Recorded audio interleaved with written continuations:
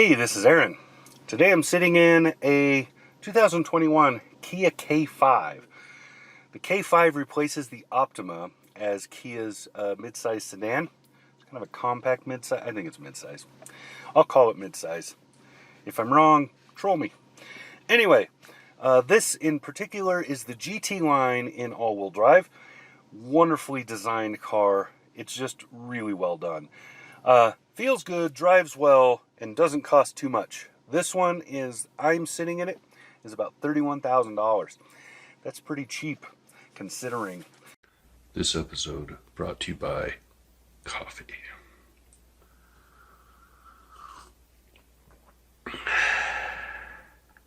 So, what you got in this car is you got a 1.6 liter turbocharged 4-cylinder engine.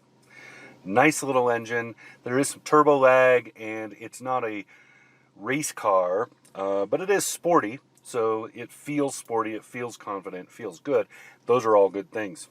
That little engine runs to a 8-speed automatic. Now the automatic transmission is nicely done. It does shift well. It's smooth. It feels good, but it does hesitate a lot before it downshifts to get you to speed up. And that has a lot to do with the fact that, one, there's turbos under the hood, so those take some time to spool up. The other thing is this car is as much about fuel economy as it is about the sportiness.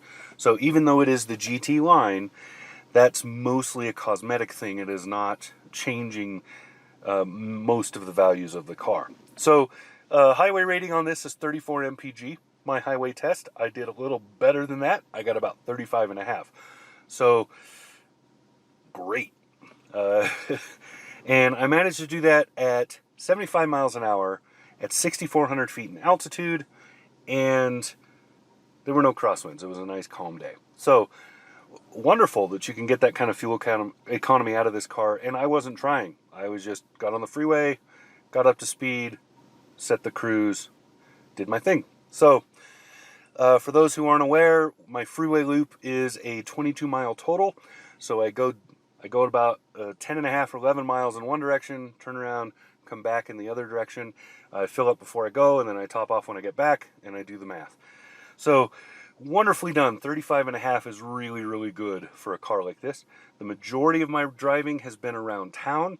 My around town mileage, just on average, for the week, including that freeway, I'll have to mention that. But my around town and everyday driving for this week, which in all comes together to not even 100 miles. I didn't do a ton of driving this week.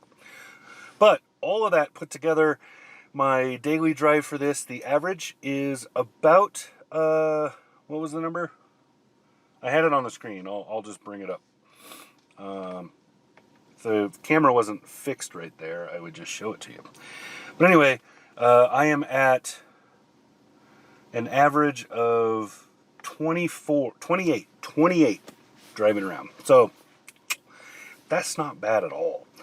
Just this morning, I took the kids to school and back. That's a little over 5 miles, 5.3 according to my drive info screen right here. And I did 18.6, so that's with cold weather driving and lots of idling and waiting because there are 3 kids and nobody's ever in a hurry.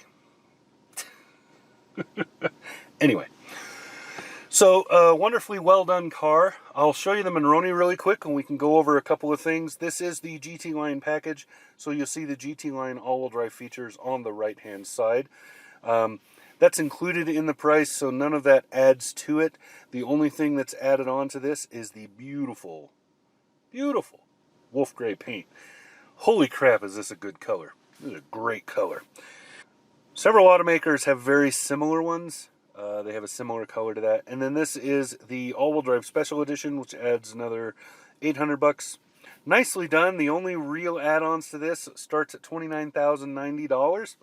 The only real add-ons to this are those, what is that, $1,200, $1,250 for the GT line upgrades, and then about $1,000 for shipping. So $31,300 delivered. That's beauty. So yeah, I am really, really impressed. I really like this car. Couple things I don't like are the roof in the back it comes down pretty quickly. The roof above my head, because it has this panoramic sunroof, I don't know why they sell these, why they're so common in cars now, because I don't like them, and all they do for me is impede my headroom. So, but anyway, headroom is a little off. I've got the seat down as far as it will go at 6'3". I'm still getting close to bumping, and I always feel like it because I feel my hair touch it sometimes. Other than that, I really like it. It does hesitate. It's not a sports car, so there is some hesitation and turbo lag. But compared to any other car you want to point towards in this market, this is a very good car. So nice and competitive, very well done, Kia. Don't know about the new name change. I guess that's up to you. Personally, I like cars with real names. I'm really not into the like letter number combos that they're doing. But I know that Kia is kind of trying to go in a little more upscale market. So they're trying to push into that premium market. And the premium market now is all QX something, XL something, RD whatevers and whatnots. So there you go. That probably explains the naming. And this would make the K5 fitting underneath the poorly named K9 at Kia. So there you go. That's what I got. This has been Aaron. Talk to you again soon. Subscribe.